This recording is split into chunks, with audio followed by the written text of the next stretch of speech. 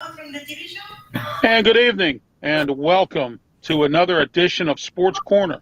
My name is Ralph Williams. We're here every Tuesday night, 8 p.m. We're live on YouTube and Facebook. Tonight, I have two special guests on tonight. One is on with me right now, starting at 8 o'clock, and that's Sal Tarataglia from Philadelphia. We're going to talk about Liberty Bell Smack and the Philly Eagles and Philadelphia sports and the city in general a little bit. And then at 8:30, I have Matthew Venzel coming on. He's going to talk about the Pittsburgh Penguins. He's from the Post-Gazette. And then later on, we'll have our usual stuff, my Ralph's rant and everything else coming up later on. We'll talk about the Dennis Eckersley situation as well with Sal. And later on, I'll give you my some more opinions on it myself. All right, Sal, welcome to the program. How are you, Ralph? Glad to be here. I'm great, thank you. Sal is one of the hosts of three.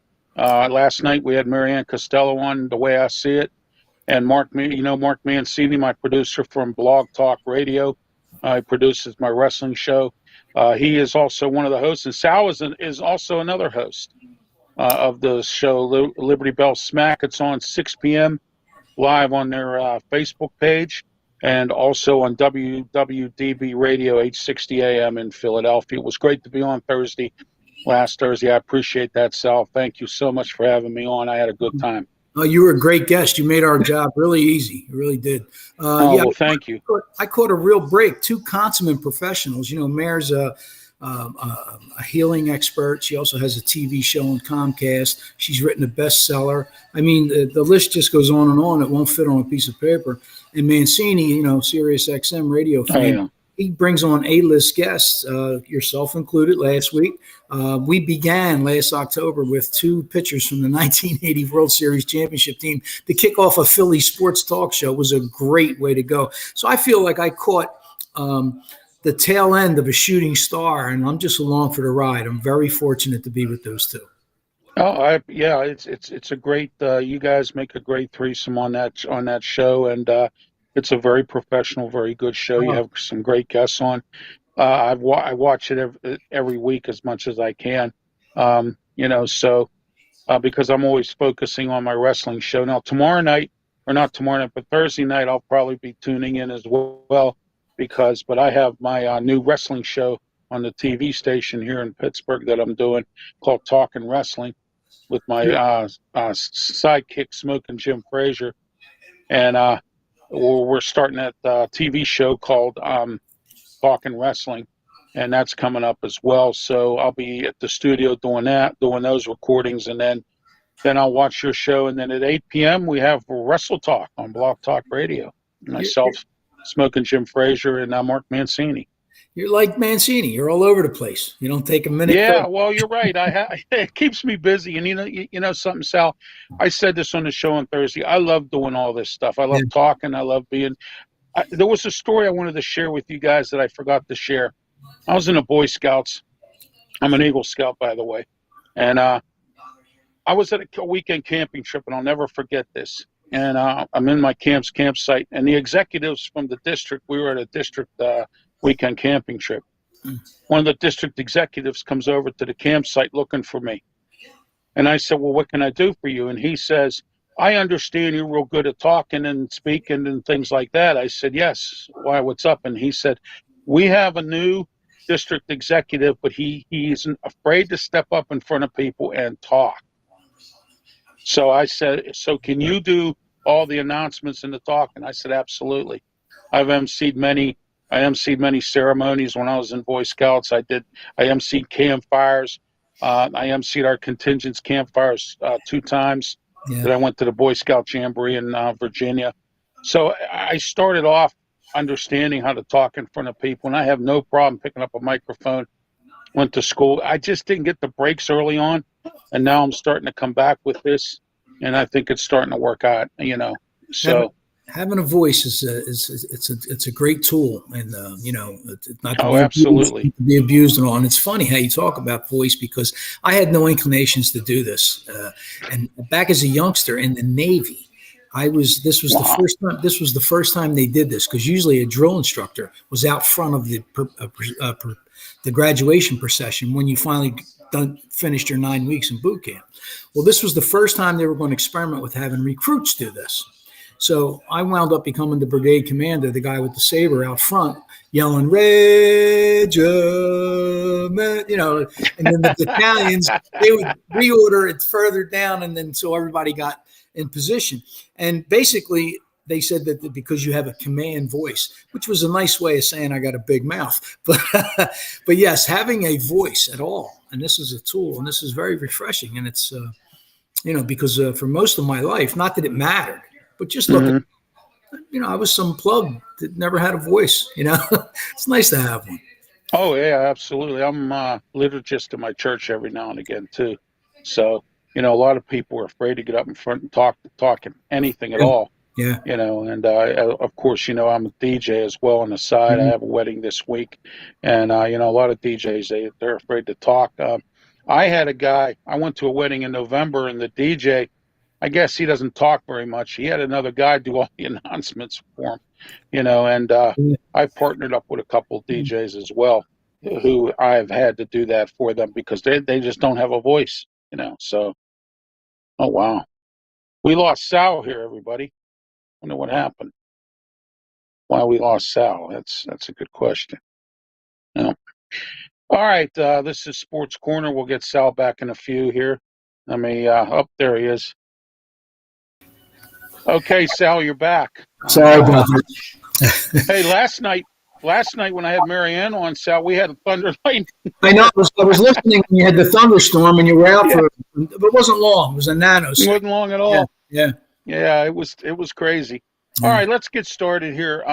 Tell us about your book. I understand you have a book or two out. Can you talk to us about that? I published a book. It started out as a project with just for a hobby. I had no ideas of publishing or anything, but as I kept adding to it, I said, wow, this is really nice. And it's called World Series Chronology. And basically it's franchise oriented, but there are some statistics in there that signify, like, for instance, Ruth hitting 2 home runs, not one World Series, but 2 different World Series. Of course, Reggie took almost 36 years or whatever for Reggie Jackson to tie that record, but he did it on 3 consecutive pitches against 3 different pitchers. So you talk about locked in. So things of that nature, but it's basically franchise oriented, and the subtitle is to compare, contrast, and coordinate the champions. So what I did was, what you'd expect to find in there is in there: who won, what year, how many games it won. But aside from statistics, I've concentrated a whole chapter on the effect the World Series had on that city's crime rate. And I took a decade as an example. And with 1 year as an exception, the entire decade, every year, crime and every kind of crime, violent, murder, rape, went down dramatically. Now, I'm not saying that the World Championship put the city in a good mood, but it's up for conjecture, which is all baseball is about. Who's the best hitter, who's the best. It's all conjecture. It's your opinion. So, but I also did things that you could find in the Baseball Encyclopedia, if in fact it were still published. The Cohen brothers and David Neff, I believe, they're the Neff brothers and David Cohen. I forget, but they were wonderful authors, and the amount of work they did, that was the Bible. And they stopped, I think, 1995 or 2005, they stopped publishing that. So you can find everything you can find in that book, which was, I don't know, almost 2,000 pages. For instance, but more conveniently, because I did all the research for you, I put everything on the same page. For instance, the world record for consecutive world titles is 5 in a row: 1949, 53, New York Yankees. Okay. They also won 4 in a row in the 30s. The closest franchise that comes close to that are the Oakland A's, 72, 3, and 4. Now, you could find that in the encyclopedia on maybe page 916 and page 1405. You understand? Where my book has those 2 franchises and anyone else that's a consecutive champion, which there aren't that many, especially in the National League. I think there's only 3. They're all listed right there on the same page. So I did all the work. It's a synopsis. So I wouldn't really call it a reader, but it's also more than just statistics. Well, that's great. Now, where can anyone find your book? What, on Amazon? Available on Amazon. That's the only self-published. It was my first work, so I had to do it my own, and so far so good. I mean, because of the radio show, I'm getting the word out there. So, sales aren't great, but since the exposure, they're increased. They've Well, increased. that's great. Yeah, That's yeah. great. Okay, let's talk about the 600-pound gorilla in the room. What's going on with the Philadelphia Eagles? Oh, You guys play the Philly Eagles play the Steelers this year. yes. We'll be playing you at the link. And I was just wondering. I want to know, and I always bring somebody on from the enemy Mm, to get the audience here. right. What's going on with our opponents. So what's going on with the Philly Eagles this year? Nick Sirianni, how's he doing? I know last year they snuck into the playoffs, and Jalen Hurts is a starting quarterback who I thought the Steelers should have took Yeah. somewhere. I thought I think he's a good quarterback. I know the Steelers were looking at him, but what's your thoughts on Eagles? Well, I'll tell you, I'm impressed to the point where I don't want to put a jinx on them or call them a dream team like that clown did years ago. But I mean, they addressed all three levels of their defense. I don't remember the last time in a draft that they not only improved, but I mean dramatically improved, not just through the draft, with half of Georgia's defensive line. But I mean trades. I got Hassan Reddick, who's a local kid. He played at Temple, so that means a lot. He wants to be an Eagle because he rooted for them as a kid. I mean, can you imagine? I mean, as a fan playing for your team, it's crazy. Oh, absolutely. And then besides all that, we got Bradbury as a gift from the Giants in the third tier defense. Besides AJ, I mean, this Devon Allen. I mean, he's crazy. He's an Olympian, right? I mean, and then the game. If you want to hear. I mean, I was so impressed with the depth, and this is a topic that I'm going to revisit probably numerous times in this conversation because the game started out. It was the Boston Scott show, I mean, just right down the field, which was great. I mean, and I would have been most impressed with him, except for Cam Jenkins leading the way. I mean, Cam was blocking safeties. Cam was like way down for more than 10 yards, fast. This guy's 303 pounds. He's so athletic. Mm-hmm. So we're in good shape if Kelsey, retires after this year, and he'll be back. And then this is great because then, Jenkins got a shot to play guard somewhere. Maybe there's so much depth here. I mean, besides the starters, the guys you hear about, Dillard, Driscoll, Mailata, Lance, there's other guys, Anderson. They're all trying to, and they're all good. It's like if we got depth like no else. The last time I can remember, the first drive, just like the first week, the starters look very impressive. Well, the starters, except for the starters, I was amazed too. I said, "Well, why are we getting some work here?" That because of the 2-day practices, that was like starting 2 games. Like the starters got plenty of work against number 1D, in practice. So that's why these guys played, and they played as good as the starters. They were amazing. They went down the field. That first drive, the offensive line just had so much push. There was 2 pancake blocks on the right side on the touchdown itself. They just flattened guys. I forget who they were, but I mean, like I said, it's just so much depth because now the second team defense, the linebackers and cornerbacks, they all showed up. Guys. I'll be honest with you, some I don't know too much about. But Jordan Davis was playing with these 2 other guys that didn't look bad, in place of Fletcher and the guys that sat. But the cornerbacks, this Josh Jobe, he really broke up a lot of passes, and at the half, he broke up a touchdown pass, so they had to settle for a field goal. So we had the lead at the half. And to be honest with you, I stopped watching after the first half. But the third team in the second quarter, or the second drive, I should say, which was the end of the first quarter into the second, I was impressed with them too. Stinnett, it's just timely passing and strong running game. This Gainwell, he sidestepped the linebacker LeCount for a 15-yard first down. Made him look like a kid. It was crazy. It was just and then the depth we have yet again. I got to mention it. There's we can only keep 5 wide or need 6 wide receivers. I'm dying to know who they're going to cut down because any of these guys, they're really showing through, between Covey. Kane had 66 yards, 5 catches. Allen had 55 yards and a TD. Hightower, I'm wondering who they're going to cut because, Yeah, cut. The cut days, especially the final cut, Sal. yeah, And I know is always the most difficult. right. And and we have a lot of talent as well this year in the Steelers lineup. But they made a real difficult cut today. They cut the Denard Avery, who I thought they weren't going to cut, but he didn't play real well in the preseason, and he didn't have a good training camp. He's been around the league, and then the guy that they undrafted free agent. Mateo Durant, I thought he was going to be my camp phenom. He was a running back from Duke, and he wasn't picked up in the draft because they said he was too small. Came from the Duke program, which all they do is pass.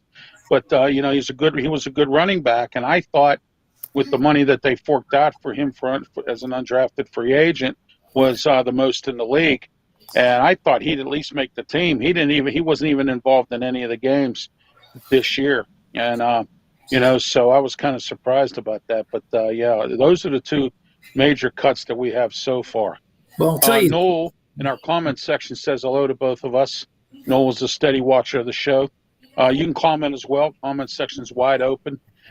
Tonight here on Sports Corner, my guest Sal Tarataglia from Liberty Bell Smack and also from the Philadelphia area as well. We're talking about the Philadelphia Eagles.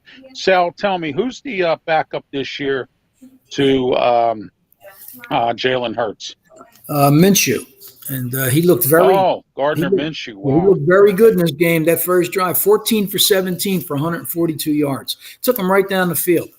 Wow, that's great. I'm surprised he didn't stay in Jacksonville with Doug Peterson. Yeah. And stuff. Yeah. So, I mean, what's your thoughts on Doug Peterson in Jacksonville? Do you think he was a good coach in Philly? What happened there?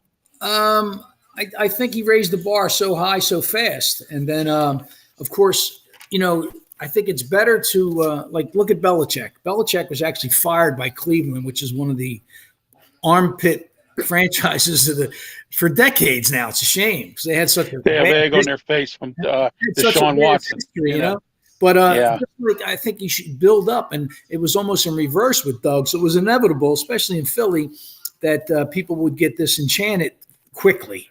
And there was such a drop off. That dream team thing is really what killed them. I think everybody. Mm-hmm. Wow. But hey, he'll land on his feet. I think he's going to do good.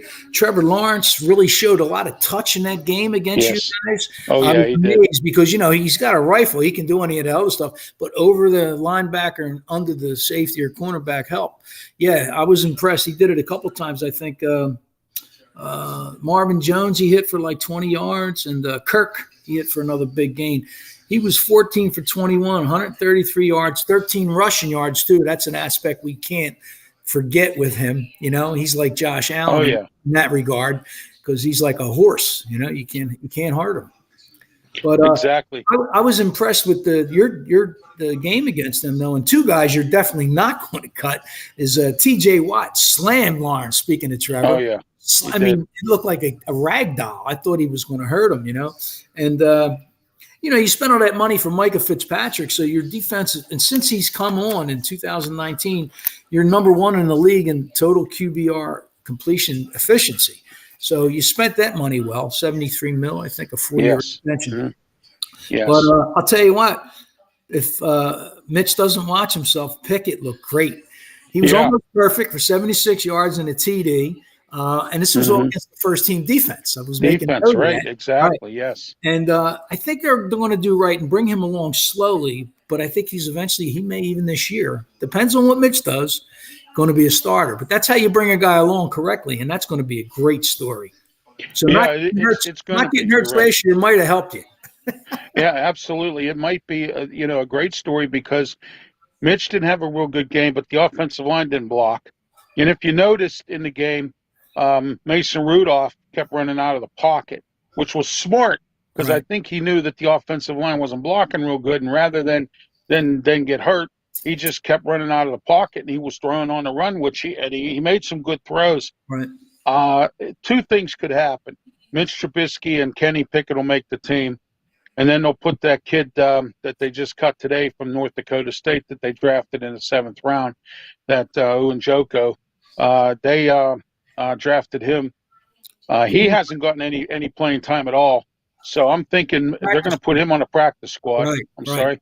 And right. then they're going to do something with Mason Rudolph. They have some options with him to trade him or whatever. I don't see him staying on as a third string quarterback. No, I me just either. don't see that. Me either. And we have $5 million contract invested in him this year.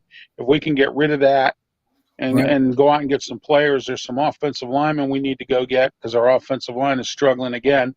And I believe, too, that Kenny Pickett could be our starter. Mr. Trubisky better be careful. So, Well, I mean, it's not even fair. I heard a ESPN announcer, remain unnamed. He referred to the situation as saying that, he was very impressed with Pickett.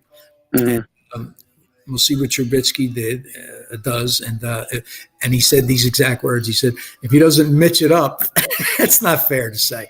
I'll tell you, I saw signs of brilliance just briefly, though, when he was a Bear. I mean, I think looking over your shoulder has to affect the way an athlete plays. I don't think I might be able to do it. You get motivation from it. You want to prove people wrong. But I mean, it's messed up, especially in baseball. Like, every day you don't know if you're going to be in a lineup. And then if you are in a lineup and you make an error, you don't know if you're going to be sent down. Who can play like that? That's why I give pinch hitters, not to change the subject, I give credit, because to not be involved in the game and just come in whenever they go, you're playing gin in the clubhouse. It's crazy. But not to beat a different horse here. But No, that's fine. I think Pickett will also be the starter before the year's up. I think so as well, because if Trubisky struggles, I see him getting out of there. He's on a short leash from what I'm hearing today. Right. Let's talk about the Phillies a little bit. I know Joe Girardi was fired. What's going on with the Phillies right now? What do you see happening in the future? I know the Pirates aren't doing real well. They're 20-some games below 500, and we're going to, how are the Phillies? What are the Phillies' plans for the future? What do you think? Well, I'll tell you, I don't know if it's good or bad to take an ass whooping and know what you got to do. But I mean, we have a winning record and own the tiebreaker against St. Louis, San Diego, Milwaukee. We're even with the Braves. We got a winning record against the Dodgers. It just doesn't make sense. And I know they're, I think, a better team, but not that much better. And we should have split. We were a couple outs away in Game 4. But everything that we tried to do, and it was like yin and yang. Like, we tried to double steal and got picked off. They tried to double steal and it worked. I think they picked Azuna off, and then Reese's foot slipped. So they would have had him, but he threw the ball. Same thing happened the inning before, the day before with Stott. He got picked off. So, I mean, it was unreal, the amount of things that they did that we just couldn't do. It was almost like a slap in the face to make it any more evident or obvious. I mean, we just can't beat the Mets. And, I mean, hey, who knows if maybe that'll help you in the future. But we have the capability because, like I said, our record against everybody, all the other teams in that picture of postseason participants, we're either even with or have a winning record against. And the kids are amazing, especially this kid Bryson Stott. We're getting Harper back next week. Thank God. Well, that's great. Yeah. Just in time. Our bullpen's a mess again from injuries, but we got guys. So I don't know. Who do you think the new manager is going to be for the Phillies? What do you think they're going to do? I think if they get into the playoffs and make a little noise, you got to give this guy a job. You got to. I mean, he's in the game close to 30 years. Most of that spent in the Yankee organization. I mean, and love or hate them. I mean, that's cream of the crop. You don't stay in that organization for 27 years unless you know what you're doing. So I like the moves he makes. And I'll tell you, early on when he first came on, and they had an amazing winning streak immediately, he was doing like little things. I think it was a tie game late. We're home, first and second. Hey, I don't care if Babe Ruth's up. I'm bunting you over because anything scores a guy now with one out on third base. pass ball, error. The 7 ways you can get on base. Like all 7 of them, almost anyway, score that run. The walk doesn't. The intentional walk. But I mean, so sure enough, he's got, I think, Segura. I forget who was up. I should have wrote it down. Oh well. Anyway, it could be any of them. They're very fundamentally sound, this team, and I think it's because of him. He took a strike. I think he took no. He took a ball. Okay, so I'm thinking to myself, well, if I was going to bunt with a 0-0 count, why not bunt with a 1-0 count? So sure enough, he does. It fools everybody, but it was foul. All right. So now I'm thinking, well, So he continues. Wait. He continues the at bat, gets in a favorable count again, less than 2 strikes, and bunts. Takes everybody surprise. I said, and it went foul. He didn't get it. He winds up getting an RBI double after. But I liked what I was seeing. I said, this guy's thinking like fundamentals. Like I don't care who's late. You bunt a runner if you got the lead or a tie game. You're home. You bunt no outs. You bunt them over to second and third. That's just standard. Yeah, they call that, Sal, here in Pittsburgh, we call it small ball. Yeah. Because sometimes we have to play small ball to win some games. You know what? Real quick here, before we're done with your interview here. Okay. What's going on with the Flyers? What do they look like this year? I don't really know too much about hockey. I have to admit it, but I saw they signed a kid that looked good last year. I should have wrote this stuff down. I didn't think we'd be talking hockey at all. I'd have been a little prepared anyway. That's fine. I understand. I know we were almost the first team that had 2 10-game losing streaks in the same season. Almost last year. We had a 10 and a 9, I think. There you go. So, what do you think of this Dennis Eckersley comments? We talked about this on Thursday a little bit on Liberty Bell Smack. What do you think? No idea what his motivation was, and I perused the networks. I couldn't find any comment about it either. I mean, but from what we talked about on our show, from what I heard from you and Mark, the guy must have an axe to grind, and he gave no clue or hint as to what it might be. I don't know. He's not like Schilling, where just out of nowhere you just attack, and right. Whether you agree with him or not, at least the basis with Kurt anyway. Dennis never mentioned why he was mad at the Pirates, did he? I mean, no, he didn't. He never said anything. Yeah. He just brought up the comments, and so.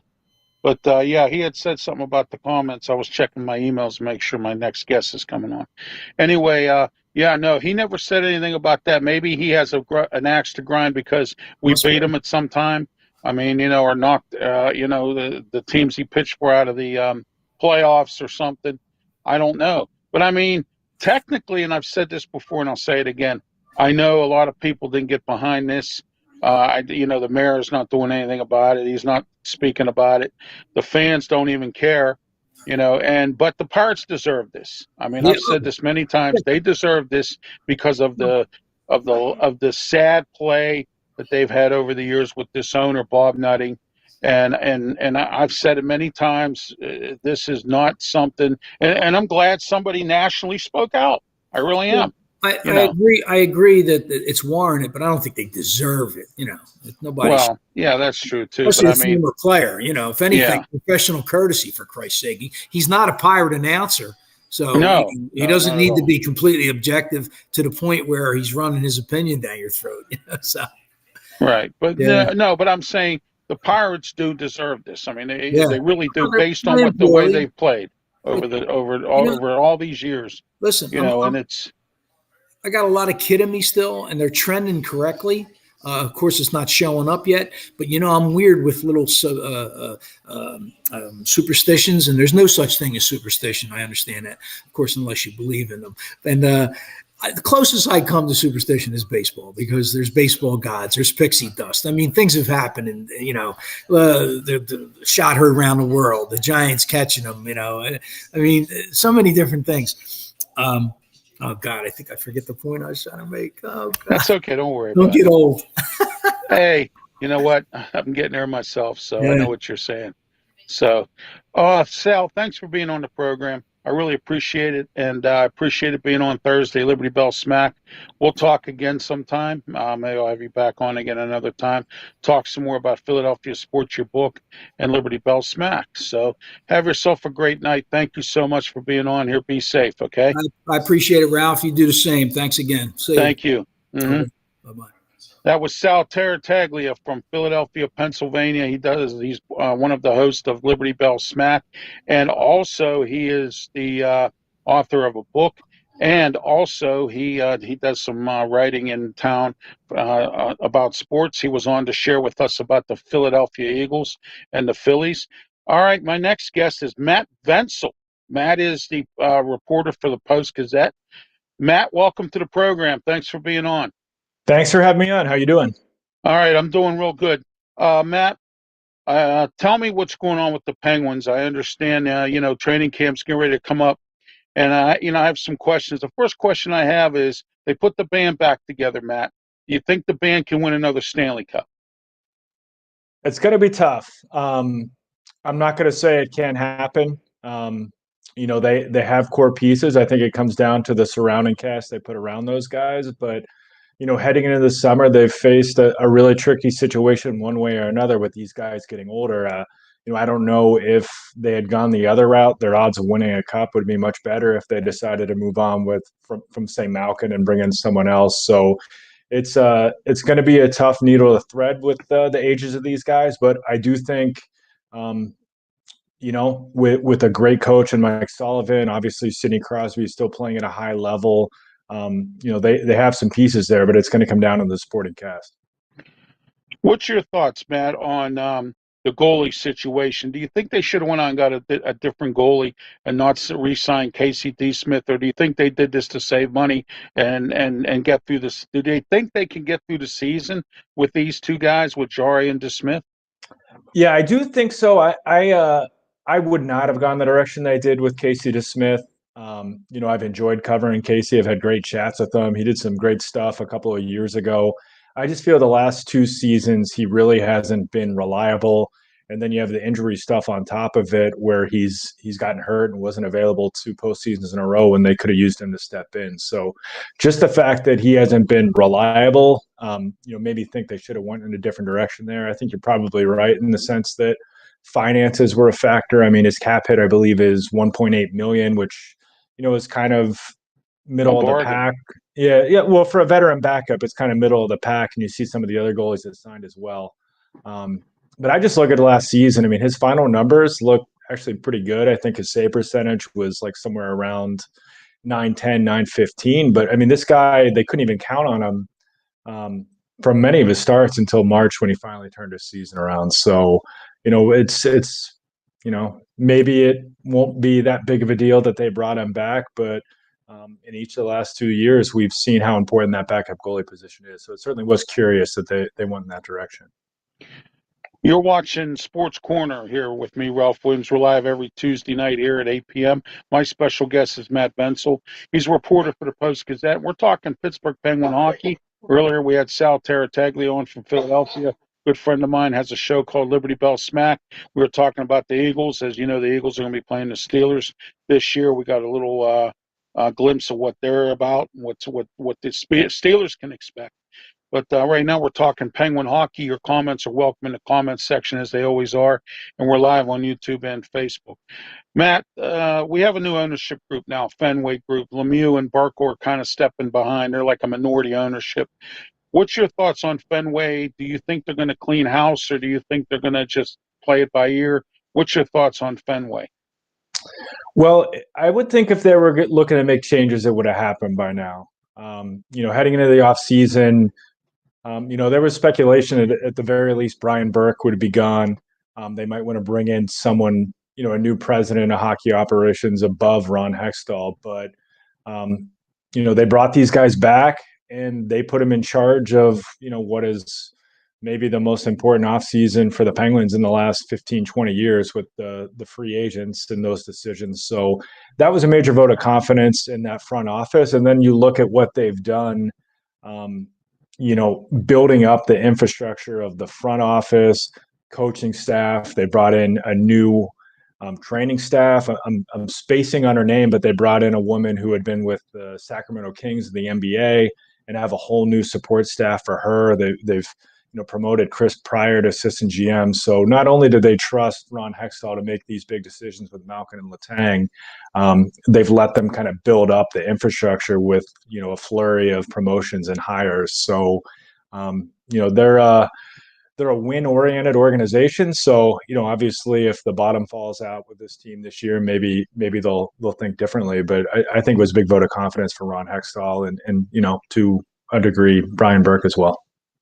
Do you agree, Matt? And I've said this many times. I thought this offseason has to be Hextall's. He had to do something, and I know by getting all three of these guys, the Malkin, Letang, back and the rest back. He said earlier during the season, and he had said in prior interviews that he could only do two or three.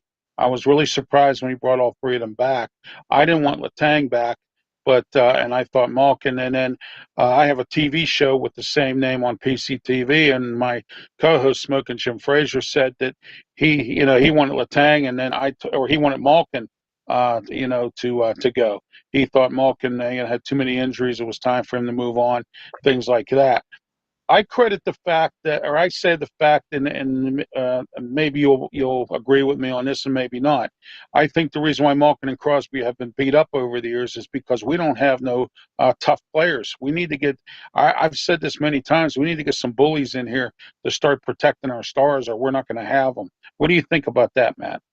Yeah, I mean you're not the only one who thinks that they need to have some sort of deterrent. I mean, it's just been hard with the way the Penguins want to play to find somebody who can keep up with the way they want to play, where Mike Sullivan will play them, where also they can trust him. And the one everyone points to is Ryan Reeves, where they brought in that guy in part because ownership felt the same way you did. And then it turned out that they didn't play him and they ultimately moved on from him. So that's, and with so much cap space, it's just hard to prioritize that, especially because you see a lot of these, like Nick Delorier from Philly, talking about Philly. I thought he was maybe a guy they could bring in, and he ended up getting close to $2 million a year times 4. So it's just hard to find. There's only so many Tom Wilsons in the world. Whatever you want to say about right. His character, but a guy who can actually play, and you can also count on him to bring that physical element. Do you think that Mike Sullivan's style works for the current talent we have, or do you think it's too fast, or do you think that maybe perhaps have they sat down with him and said maybe you need to fix a couple things or rearrange some stuff? Is that anything like that? Yeah, I mean, he has a big part of, like, it seems like a pretty open dialogue between the three of them, including Brian Burke, where they talk through this stuff. And I do think some of the personnel decisions we saw with them shaking up the defensive core suggest that maybe they're going to tweak that style. I mean, I still think, forechecking and puck pursuit and playing fast in that regard, just being in teams' faces is going to be a big part of the identity. And when they're playing that way, I mean, just think back to the first game of the season last year against Tampa. Obviously, it's just one game, but I mean, when they are on and they just like smother teams, it's, they don't allow shots. Teams don't even get near their net, and they're just getting a ton of chances. So I still think that's going to be a big part. But you watch them play against many of these teams, and they're not as fast anymore. I'm not saying they're a slow team, but you watch them against like New York, for example. Some of it comes down to puck management. You can look a lot faster when you're making smart decisions. But I do think some of the moves they made on their blue line suggest that, especially as some of these guys get older, they might be looking to kind of tweak that identity. And they've been pretty outspoken, Ron Hextall and Brian Burke, about the need to get these bigger bodies in the blue line for playoff hockey. So we'll see if they're able to kind of mesh that with Jeff Petrie, Jan Ruda, and maybe that gives them a better chance of playoff success with some bigger guys there to protect the net front. Finally, we had a number 1 draft pick this year, first time in a while, and some draft picks. What's your thoughts about their minor league system? Are they developing well? Can they do better? What's your thoughts on it?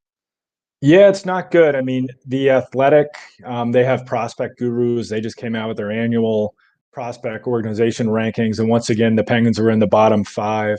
And that's just what happens when you trade away these picks and prospects, and on top of it, they haven't had the same kind of success they did, 6, 8 years ago with kind of finding and developing guys like Jake Gensel and Brian Russ, which it's hard to turn a third rounder into a 40 or 30 goal scorer, but they definitely have had their misses in there, and that's kind of the tightrope that Ron Hextall has tried to walk, where he's trying to, bring in prospects, develop guys while also being competitive. I don't know if it's possible to pull that off. I kind of think if you're bringing these guys back and you're going for it in the short term, you maybe need to have more of that same approach that Jim Rutherford had, where you're going to be more all in. But, I do think I like some of the guys they've drafted. I mean, Owen Pickering, a big defenseman they picked in the first round, really bright kid, um, kind of a late bloomer. He grew like 9, 10 inches over the span of a couple of years. So he kind of has like a smaller man's game in a 6'5" frame. So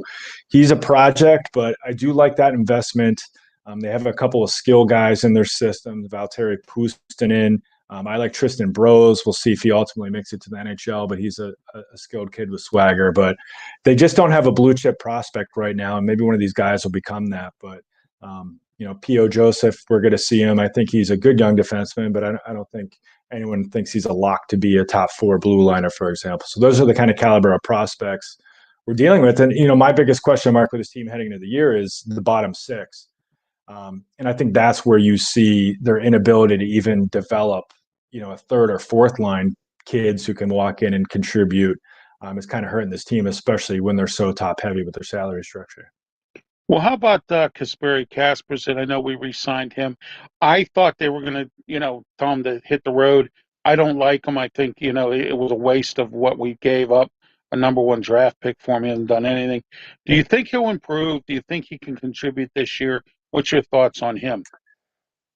Yeah, I'm with you in the sense that at the time I was critical of the move just because I thought it was a lot to give up for a guy, as you said. I mean, he was maybe a middle 6 winger at best with Toronto. And obviously they have some talented players too. So he hasn't really panned out, but they still believe in his potential. We'll see if he gets there. You just need to see so much more from him away from the puck. And when he has the puck, he does that little button hook when he crosses the blue line that drives everyone crazy. But he's got wheels. He's got a good shot if he ever puts himself in position to use it. So I do see the tools there.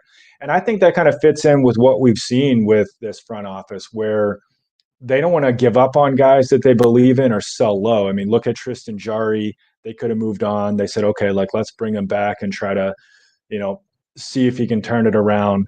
I think Kasperi Kapanen's another example of that, where instead of just moving on, they said, okay, we think this guy has talent. Let's see if we can get him back on track, and let's try to recoup some value on that asset. Not to call the guy an asset, but I mean, these guys are kind of assets in that sense. So it kind of fits the MO, where Hextall really seems to believe in his guys and is willing to give them a second chance. And we'll see. I don't know. I have low expectations for him. If he can come in and just be a useful third line player, and produce in that sense, improve as a forechecker, maybe get involved in the PK. But yeah, I would temper expectations for him. What's your thoughts on the Jim Rutherford leaving? What do you think was the situation that led him to leave? He's already made his statements. What's your thoughts on it? Yeah, it's a tough one. He talked to our Jason Mackey. I think that was, I don't know. I'm losing track of time. The summer's flying by. Sometime in the past week, and Jim pointed to the fact that he just kind of was burned out from the pandemic and the pressure, and it was affecting his relationships. And, he was very vague about it. So you do wonder what exactly happened behind the scenes with those relationships, what in particular. But he kind of shot down the notion that, he wanted to trade someone or didn't want to trade someone, that it was more just kind of like fatigue. But I do think the fact that he immediately was looking for a new opportunity suggests that, maybe it just was a situation where his time here had run its course and he recognized it, and was just ready to move on. But he's still well liked here, respected. He had great things to say about Pittsburgh, and he did great work here for the Penguins. I know in the later years he had a few whiffs on some trades, but that run he had, his first 18 months on the job to reopen the window and make this team, a contender again. I think it speaks for itself. I mean, there's a reason he's a Hall of Famer, and um, it's Do you interesting to think see what he the does with Vancouver. Oh yeah, let's see what happens. I'm interested to see what goes on up there. Matt, do you what's your thoughts on the coaching staff, the assistants? Do you think that with Mike and Mike Sullivan, do you think this year can be a productive year? Where do you see them landing this year? Yeah, I like the coaching staff. I mean, obviously Sullivan's a great coach. I mean, it's right to be critical of the playoff record, though. 4 straight first round exits. You do wonder if they have another one, what'll happen with him. But there's no doubt that he's a great coach and he would find success somewhere else. And yeah, he's got great assistants. And honestly, the playoff flameouts of a couple of years ago led the Penguins to shake up his staff. Todd Reardon, it looks like he'll probably at some point get another chance to be a head coach. I don't know if he'll succeed in that role because just his personality, I don't know. I don't know if he has that right kind of demeanor, but there's no doubt the players love him. He does great work with the power play, great work with their defensemen. Star players really like working with them because it's a collaboration. They have a lot of input. So he's been just a great get for this coaching staff. And Mike Vellucci is another guy where they brought him in to coach the AHL team, and then he got promoted to be an assistant coach. And he's got a few interviews for head coaching positions because he's great with young players. He led Carolina's AHL team to a Calder Cup a few years back. So another guy that had coaching interviews this past summer. And, if the Penguins were a top team again this year, it's probably going to be a situation where they lose at least one of those guys to another job to be head coach. Matt, thank you for being on the program. I really appreciate you coming on, talking about the Penguins. We'll have you on in the future as we go to see, to get reports about the Pens here. It's Sure, great to anytime. know to find you because I've been looking for somebody from the Penguins that writes about them to come on and talk. My next move is the Steelers.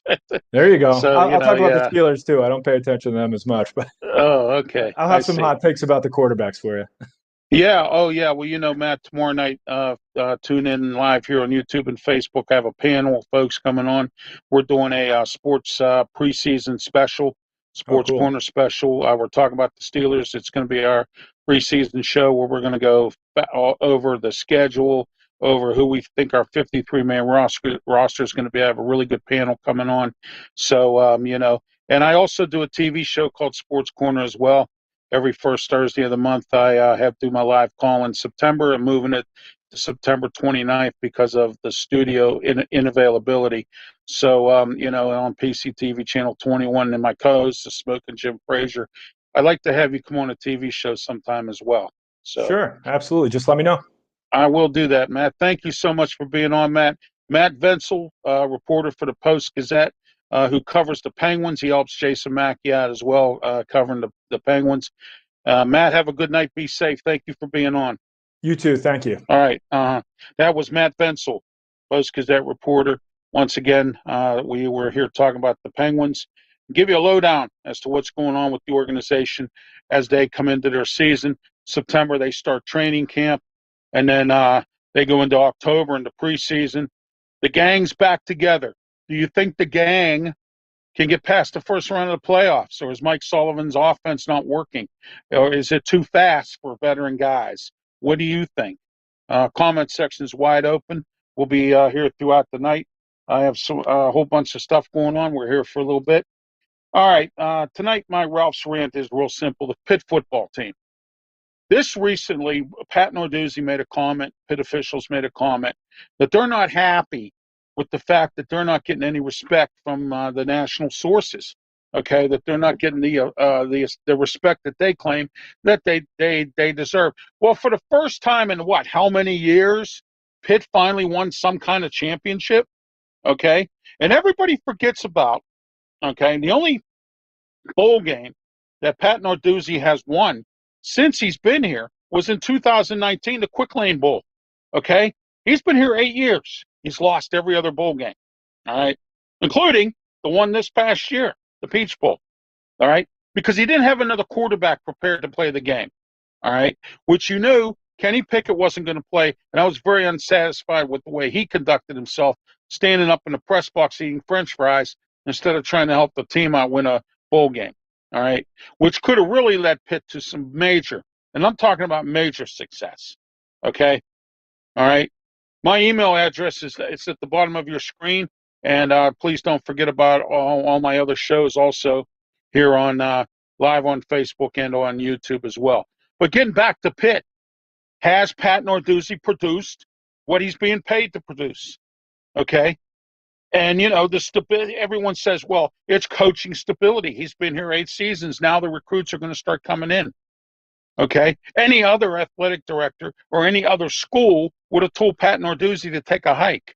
But see, the thing is, Pitt over the years, they've laid an egg so bad that they can't afford to let Pat Narduzzi go. Because once again, who are you going to find? You had your Joe Paterno, Dave Wannstedt, and you let him walk. Okay.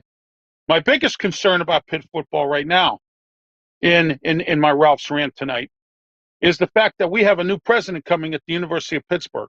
Patrick Gallagher was into sports big time. He said, I'm going to open up the vault and pay coaches. What is this new president going to be? Is he going to be more into academics and less into sports? And the program's going to go, is that going to happen? Okay.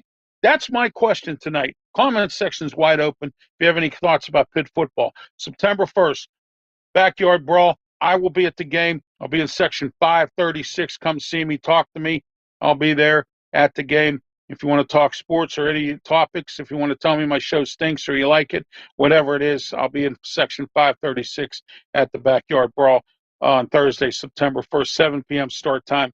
And you know what? I can't wait because it's the first time in a while we've played West Virginia, and we have to beat at least one of these two teams, West Virginia and Tennessee. Pitt does, in order to have a successful season. They lose those 2 games, season's going to go bye-byes. Okay? All right, and I was just looking earlier, and I've spoken to my friend Scott Morganroth down in South Florida. I have had him on this show many times, and he's spoken highly about Mario Cristobal, who's the coach of Miami. Miami's starting to recruit again. Miami's going to be a top-notch program. We have problems and fits with Miami. And it's going to get worse this year because of Mario Cristobal, who has coached at many different teams. He coached for Florida International, okay, down there in Florida. And he had a good time, went to some bowl games and won them, okay? So my rant tonight is, if the Pitt program wants to be successful, wants to be respected, you got to win games. You got to have better records than 8-4. You got to go to the Peach Bowl or the Fiesta Bowl or whatever bowl you're going to. You got to go every year. You want to be prominent? Yes. And another thing, the Pitt student alum and the alum and anybody that's a Pitt fan needs to get start to get into Pitt football. Start selling out Acrisure Stadium, okay? Instead of only having 20,000 people for the game against Rhode Island that they're playing this year, okay? Support the team, all right? Oh, I know. We're not going to support them because why? We don't have a field in Oakland, and it's not on campus, and I have to take the T, or I have to ride on a dinky, uncomfortable school bus to go down to Acrisure Stadium. Well, I'll tell you what. I would rather go to Acrisure Stadium than walk 60 miles up that cardiac hill and sit on hard bleachers and go in bathrooms that are disgusting. Okay, so there we are. That's what I would rather do. And tonight, that's my Ralph's rant about Pitt football and Pitt athletics in general tonight. All right, next we're going to talk about the Steelers. Breaking news today. They had 5 guys that they let go. They signed this week Adrian Ailey, who is an offensive tackle. They really need to do something about the offensive line. You saw in the exhibition game against Jacksonville, in the first half, they looked awful with Mitch Trubisky, a quarterback. And if you notice, and I talked about this earlier with Sal Tarataglia earlier, if you noticed, okay, Mason Rudolph was running out of the pocket every single play. Why? Because he had to. The offensive line wasn't doing their job. And that's smart quarterbacking. That really is. And I think he built his stock up by doing that. Okay? And, injuries to Devin Bush, that's no loss. He hasn't done anything. I think, and I would almost hope that the Steelers cut him at the end of the season, because if not, we're going to have another. He's going to be a bum. Ever since he had the knee surgery, he's been pretty much a bum. And I understand his situation, but you know something, it's what you do now, not what you've done before. And right now he's injured again. He's got an ankle injury. All right, they cut Janored Avery today, which I was surprised. But again, there's another guy who they signed that was supposed to make some sort of a difference and hasn't done anything.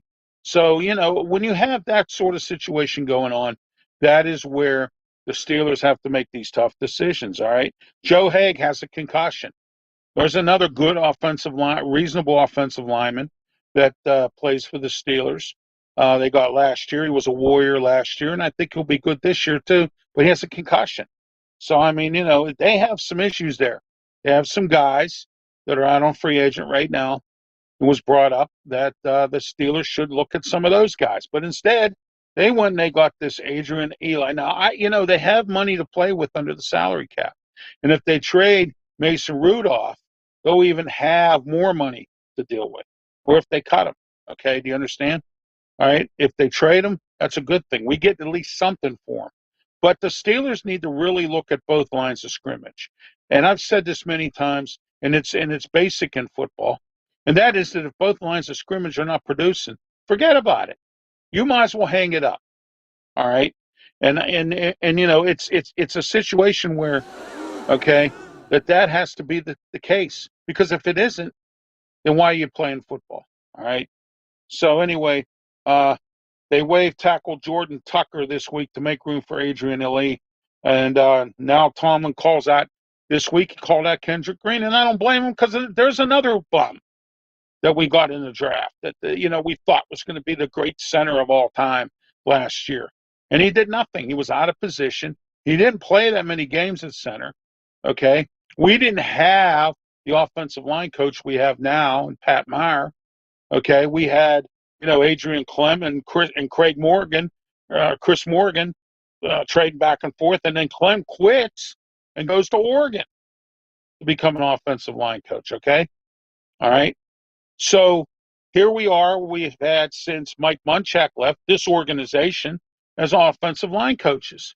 So, we'll see what Pat Meyer does. We'll see what they do with the offensive line as well. Alex Highsmith, Calvin Austin III, both coming back from injuries. Calvin Austin III had an ankle or a foot injury. And Alex Highsmith, since the beginning of training camp, has had a rib injury. And he hasn't played. So the Steelers need to look at some outside linebacker stuff. They need to take a look at the offensive line, and they need to really get out there and start signing some players. They have money. Why save it for next year? Win now. Don't worry about next year. And you got to get that offensive line together, because if Kenny Pickett has to be the quarterback, he's going to be in big trouble this year. All right, playing Detroit this week, Sunday, 4:30 start time. I know that's a rare, odd start time. The NFL's been playing around with these start times on these exhibition games. Roger Goodell really doesn't like them, just like he didn't like. He had to they cut the draft back, things like that. So he played tinker games with the draft. Now he's playing tinker games with the preseason. I like 4 games because it gives the teams more time to look at players and do different things. I know a lot of other people think it's a waste, but it really isn't, especially in Pittsburgh, because you have people that get an opportunity to go to these preseason games and never get a chance to go to a regular season game. And, that's the good positives. And there's a lot of positives with having 4 preseason games. But this year, they decided to only go with 3. All right, they cut Chris Olajokin, the 7th-round pick quarterback. Rumors have it they're going to bring him back on the practice squad, but that doesn't happen until after the Detroit game this week. They also have, some other decisions to make. They cut their roster down today. Janored Avery, as I mentioned earlier, Christian Blake, Mateo Durant, and kicker Nick Skiba. Nick Skiba was doing a pretty decent job this preseason. The one time that Chris Boswell did kick, he missed the field goal. So I'm wondering what's going on with him. Maybe he should have been in there a little bit more. Get him into some game time of action, which I know he really doesn't need. But when you miss a field goal in preseason, obviously that tells you that you need some, attention there. Mateo Durant was a real surprise. They may bring him back on a practice squad as well. It's a good running back out of college, out of Duke. He was my camp phenom. I thought he was going to make the team, but he has been cut. But who knows? He may be back. And who knows? Maybe there's a team out there that could help his cause looking for a running back. So, All right, next we're going to talk about the AFC North. Baltimore. Lamar Jackson wants a fully guaranteed contract from the Ravens. I've been talking about this for weeks now, and I talk about our AFC North because they're our biggest competitors, the three teams other than the Steelers that are in the AFC North, including that joke of a team, the Cleveland Browns. But he wants more money from the Ravens, and I don't blame him, of course. But we're going to find out what the Ravens do about this with Lamar Jackson. Are they going to give him big money? Do they think he's worth the money? Or are they going to let him franchise him? Or are they going to let, he may sit out next year? Who knows? Okay. But I'm sure the Ravens are smart enough, like they were smart enough in the draft this year, to go out and get some beefier players and go out and beef up their both sides of the line of scrimmage. And that's exactly what they did. And I thought the Steelers should have done that as well, and they did. Okay. So, we have reasonably decent draft picks, but we should have went out and did a whole lot more of beefing up both sides of the line. All right.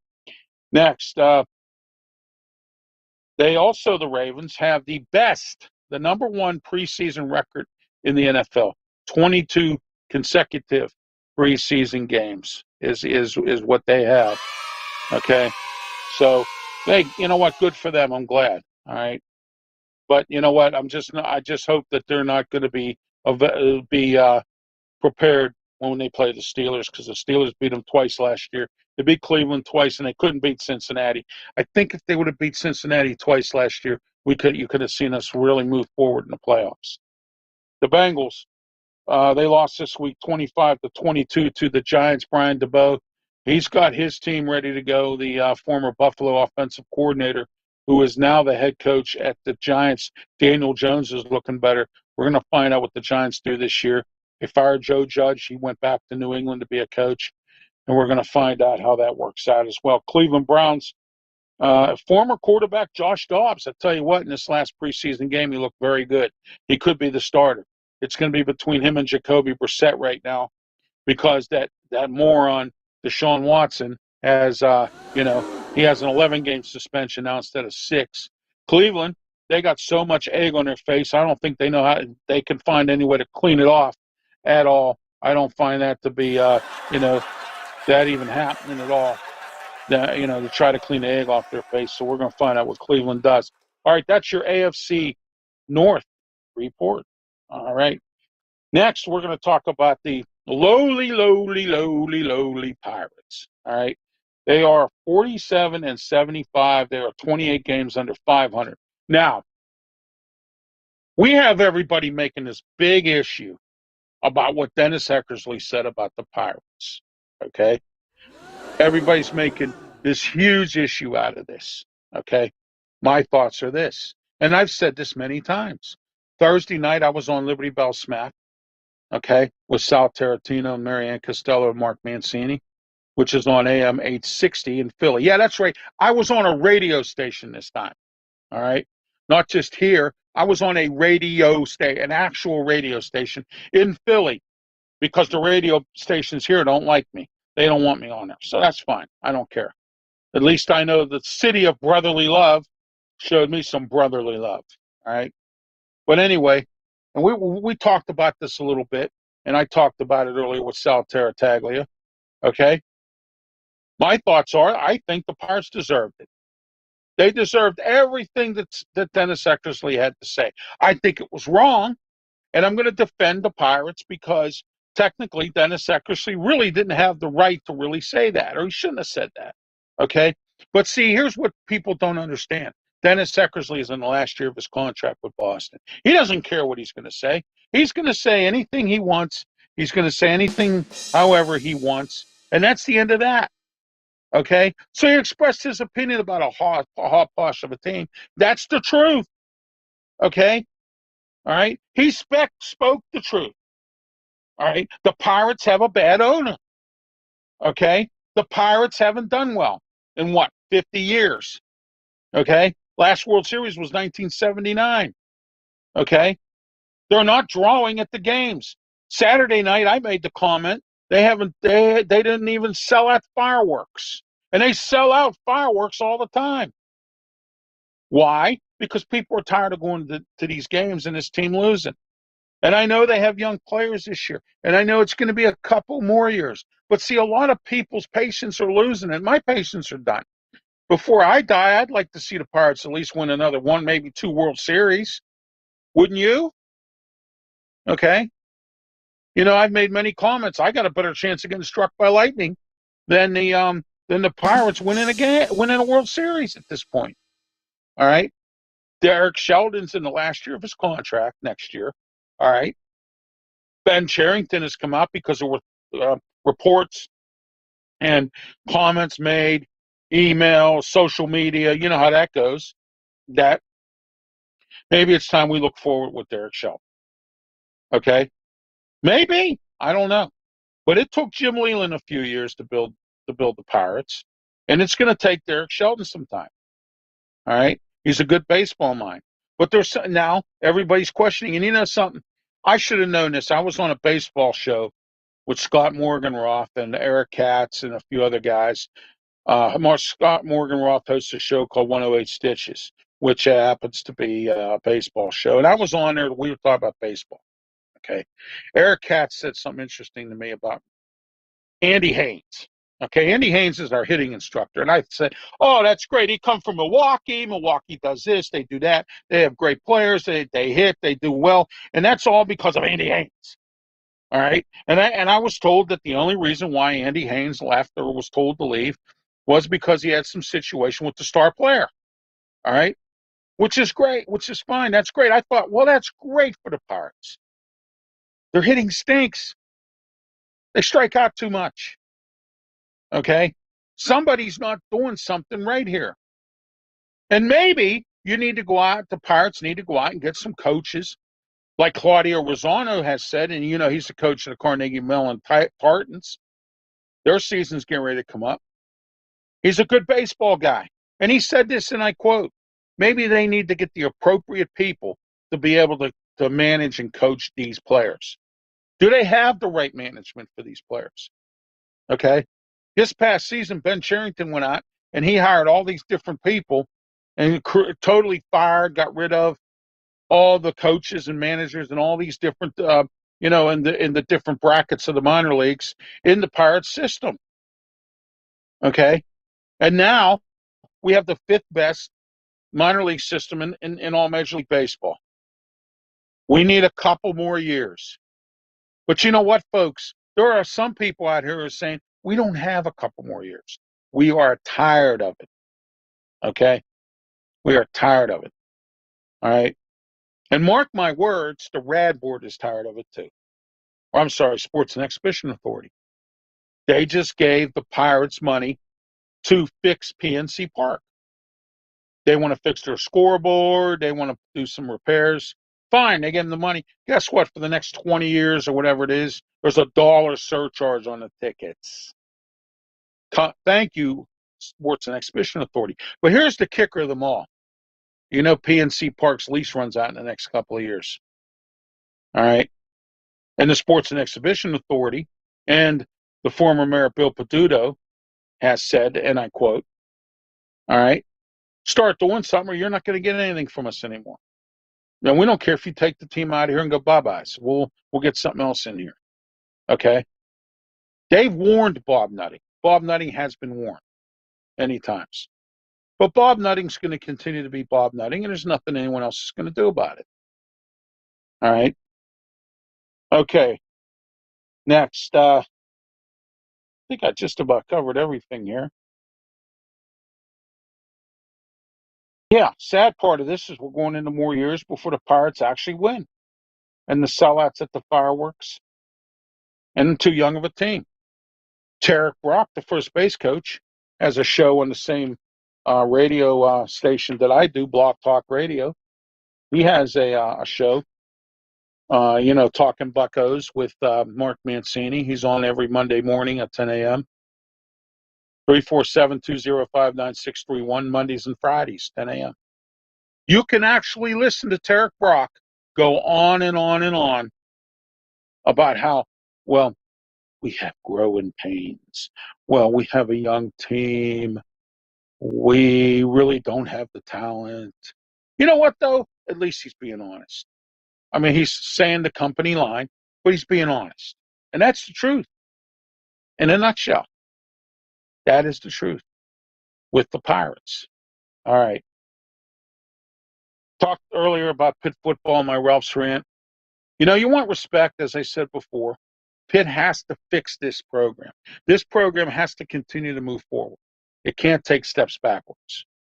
Okay?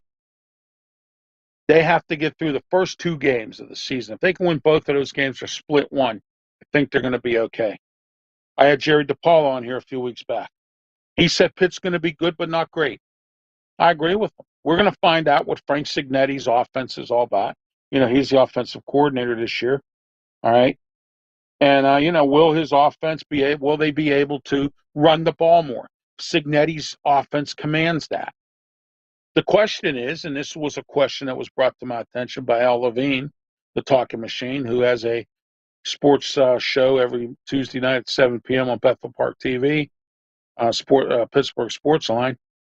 He said, Pitt can run the ball, but do they have the offensive line to run the ball? Because they built the offensive line over Whipple's offense from last year, Mark Whipple, okay, who I was a big fan of, who I respected until the end of the season when he decided to stick it to Pitt because he couldn't get along with Narduzzi, okay, and lied to everybody and said, and I quote, my wife is sick, I have to quit football. Then the next day or 2 days later, he is the offensive coordinator up in Nebraska. And then he takes that prized recruit from Florida, that quarterback Purdy, with him, who was here, who said he was going to sign with Pitt. And he ended up dropping the ball, as they say, and not doing so. All right. Your thoughts in the comments section, wide open tonight. Sports Corner. My name's Ralph Williams. If you're a first-time watcher, where every single show of mine is live on YouTube and Facebook here. You can also subscribe to my Facebook or my YouTube channel. And also on Facebook, watch this on my Sports Corner, the way I see it, Wrestle Talk Facebook page, live. Pitt's going to be good, but not that great. All the other ACC teams have basically improved. Some of them have new coaches. Duke has a new coach. Miami has a new coach. Virginia Tech has a new coach. Virginia has a new coach. Okay? There's a bunch of new coaches out there this year. How are they going to do? What's the ACC going to look like? Okay? Miami has a new coach. We spoke earlier about Mario Cristobal. Okay? All right? And today, Scott Morgan-Roth, who's a friend of mine from South Florida Tribune, on one of his shows, interviewed the offensive coordinator for Miami, and he's a top-notch offensive coordinator. So Miami's going to be dangerous this year. And Pitt has a hard time beating Miami. And Miami wasn't even that great of a team last year, and we lost to Miami, okay, which we shouldn't have done. We laid an egg, all right? Pitt has to stop laying these eggs against Western Michigan. How do you lose to Western Michigan? Okay? Trap games. This year they have to go to Western Michigan. That's going to be a trap game. That's my worried game because I don't know if Pitt's going to be able to beat them again this year. Are they as good as they were last year? I don't know. I can find out, but I don't know. Okay? They had a lot of guys who Pitt said to go bye-byes or they didn't want to recruit. And they have a lot of local recruits who said, well, Pitt didn't want us, so we're going to beat their butt. We're going to beat their ass against Western Michigan, and here we are. And they did it with Kenny Pickett. Okay? Why? Because their coach, Tim Lester, said, and I quote, Pat Narduzzi uses the same defense every time. Okay? Remember when he was hired by Pitt? Oh, he's this big, defensive specialist. But when you use the same defense that a coach from Western Michigan beat you because he looked over all your defenses. And guess what? You did the same thing over and over again. All right. That's all I have for you tonight on Pitt. We're going to get into some other sports news and locally. Mohawk High School football team being investigated for hazing incident. That's crazy. High school football's getting started. I'm happy that Eric Kasparovich got a job. He's going to be coaching Mars this year. I see Mars doing a lot of great things. Pine Richland, they have the former Penn Hills coach. The Pine Richland, we'll see what they do this year. All right, we'll see what the administration and the parents and all these other non-sayers out there with this school district and this board and whatever put this coach through. But we're going to find out. Dawn Ladon or Ladon is their coach out there in Pine Richland. And the first game this year is Gateway versus Mount Lebanon. That's going to be a really good game. Smoking Jim Frazier told me about that earlier tonight. That's going to be a really good game. We're going to see how that goes. All right, Duquesne football. They have, I'll tell you what, they could do this. They could do this. All right. The reason why I say that they could do this is because of Florida State. Florida State's not that good. Okay? Florida State's not that good at all. They might beat them. We're going to find out what they do this year. Speaking of Florida State, too, as well, their administrator, President McCulloch, has decided that they're going to try to move on to another conference. He's having talks with them.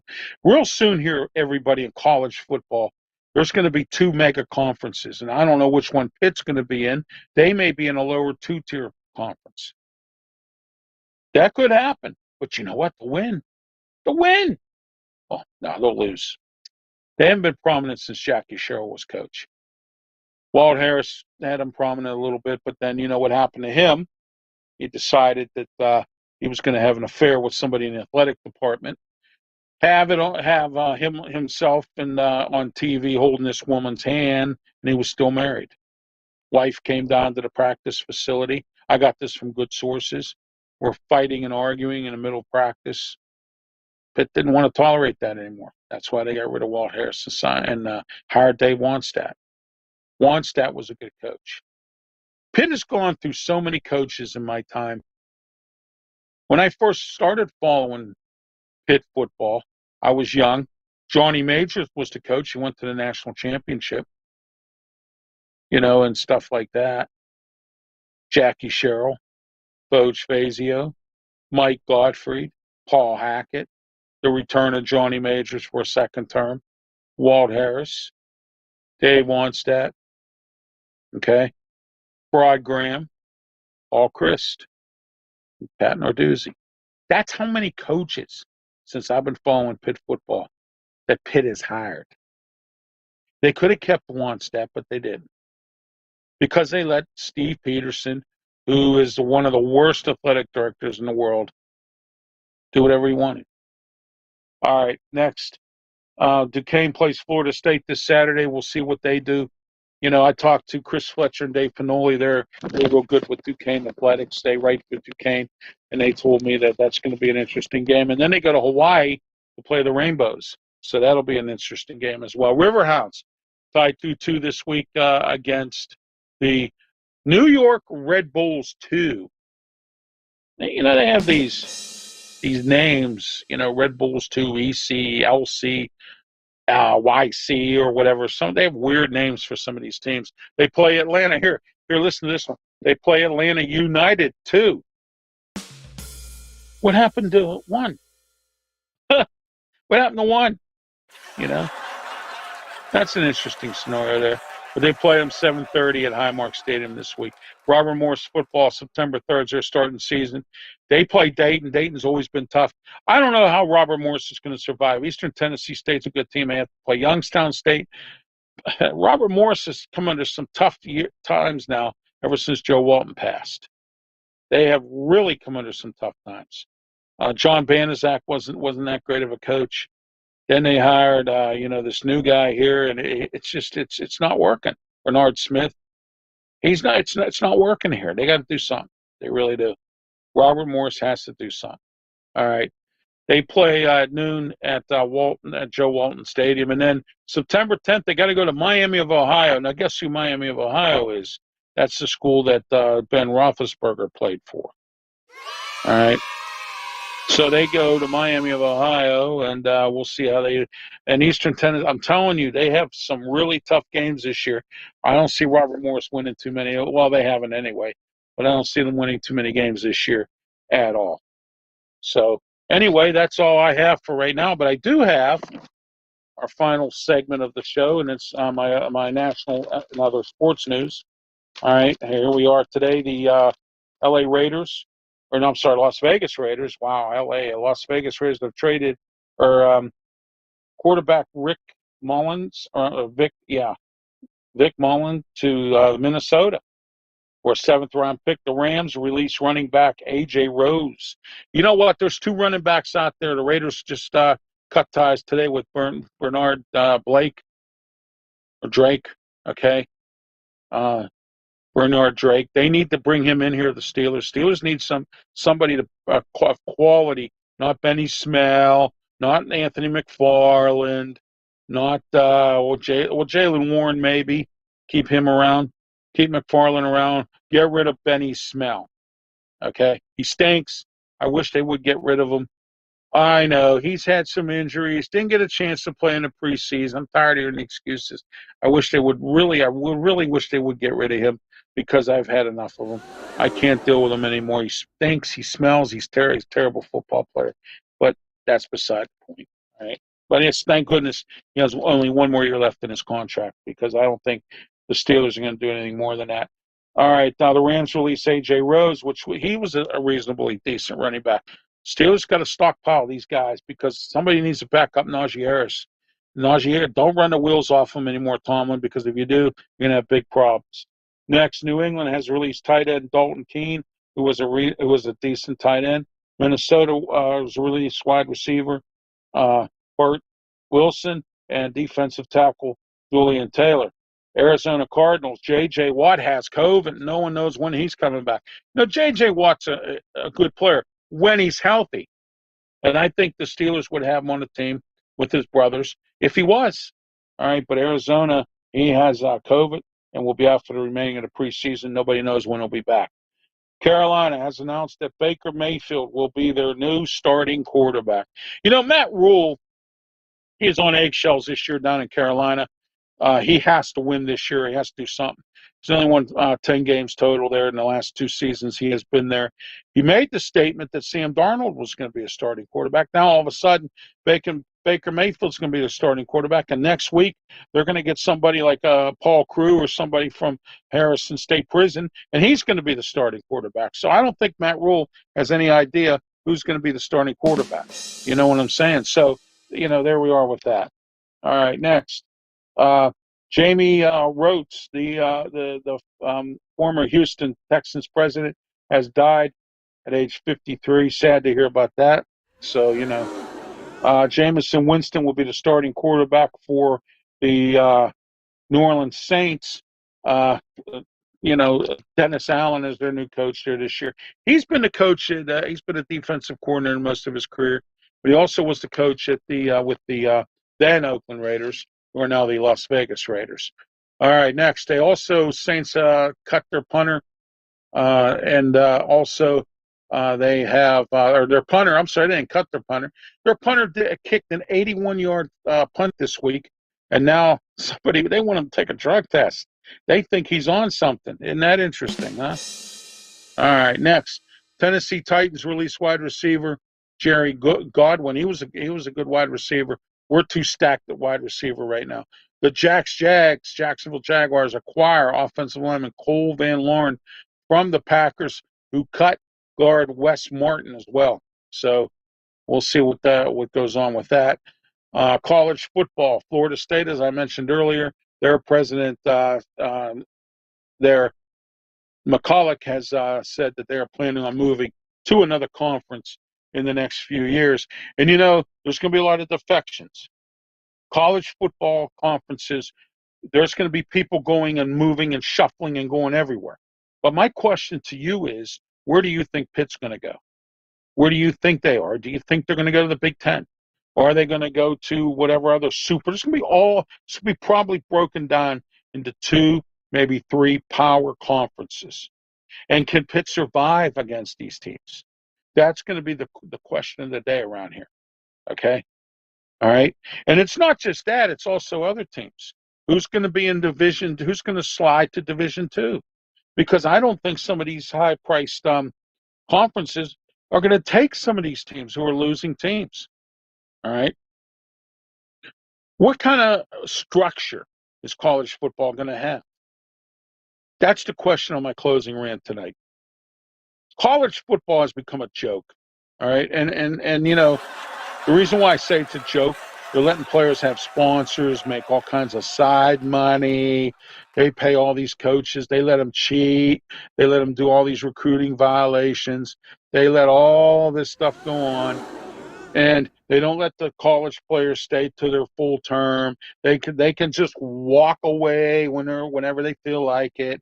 Then you have this transfer portal that sometimes it works and most of the time it don't. Okay? College football is not structured. And it needs to be.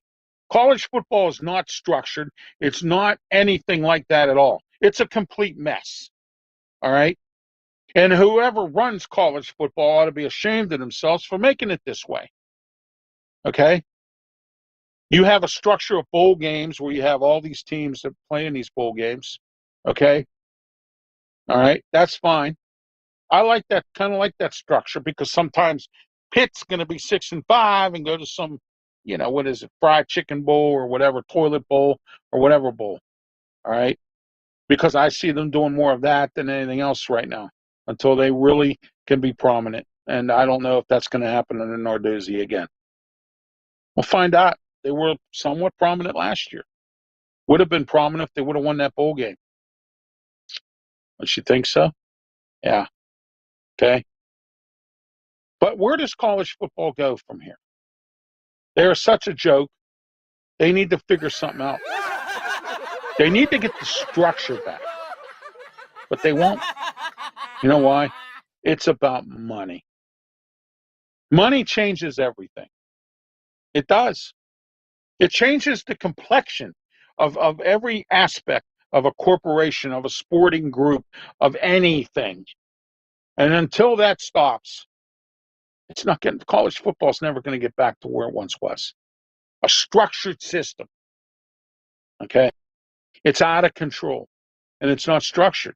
And nobody cares to make it structured. Because it's about money.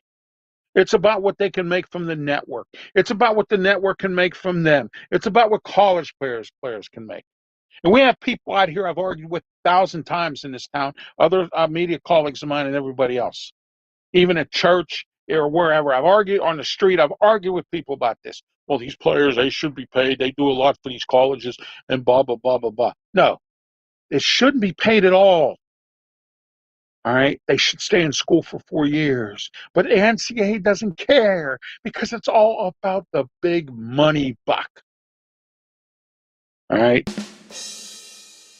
And that's my closing rant for tonight. All right, some announcements here. Don't forget tomorrow night, 8 p.m. right here live on YouTube and Facebook. Myself, Luther Dupree, Claudia Rosano, Smoke and Jim Fraser, and Joe Kuglis as our panel for tomorrow night, as it's going to be my Sports Corner Steeler special. So join us tomorrow night at 8 p.m. right here on YouTube and Facebook, right here with Sports Corner. Don't forget on Thursday afternoon between 1 and 4, BCTV's Facebook page, myself, Smoke and Jim Fraser, will be airing our new Talkin' Wrestling show. And then you can watch it on PCTV Channel 21, Comcast 47, Verizon Cable in Pittsburgh, Pennsylvania, and around the Western Pennsylvania area on PCTV's Facebook page. It'll be on a rotating basis as well, as the way I see it. Also, a programming note, September's live call-in usually is every first Thursday of the month with me and Smoke and Jim Fraser for Sports Corner. That has been postponed. We will be joining you September 29th with that live calling show. And don't forget Saturdays, 5 p.m., Sports Corner, our Sports Smorgasbord. It usually starts off with, or I'm usually the leadoff show, Sports Corner. And then at 6, every Saturday night at 6, is Steel City Sports World, Luther Dupree, Claudia Rosano, and Smoking Jim Frazier. Also, the Boxing Authorities with the same guys as well. Great boxing talk, all on PCTV. I'm Ralph Williams. I'll see you next Tuesday right here live, 8 p.m. Sports Corner. Have a good night and be safe.